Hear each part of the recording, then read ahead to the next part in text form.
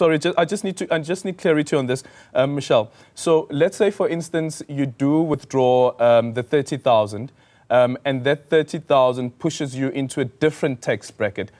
Does that mean that the previous tax bracket calculation, the formula there, would apply, and not the new tax bracket that you've been pushed into by withdrawing this 30,000?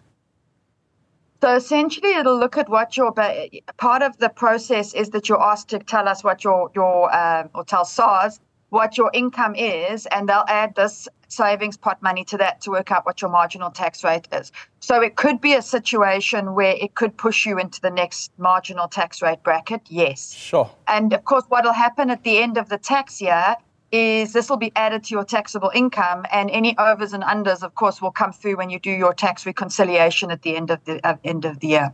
The only other thing I do want to make point is what SARS has also said is they will deduct any other outstanding taxes a member may have from this amount before it's paid over. So if you've got outstanding administration penalties, outstanding tax you haven't paid from previous tax years, that can also be deducted from this amount before it's paid over to the member. Okay. Mr. Vavi? The point that I wanted to raise on what Michelle is saying is that indeed nobody gets taxed for depositing his money into the pension, provident, or even the bank every day. You don't get taxed from that.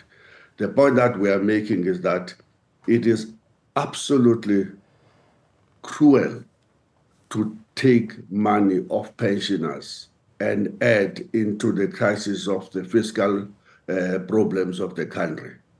We pay taxes even before we were born. We pay VAT from day one. We pay PAYE. We pay all manner of tax. When we become business people, we pay tax right through our working lives.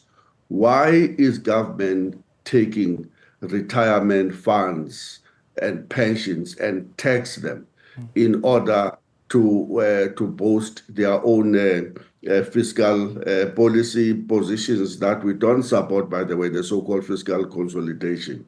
Our call is simple. This two-pot system, this 10% and 30,000 rands must not be taxed. It will then make some meaningful contribution if it was not going to be taxed at all.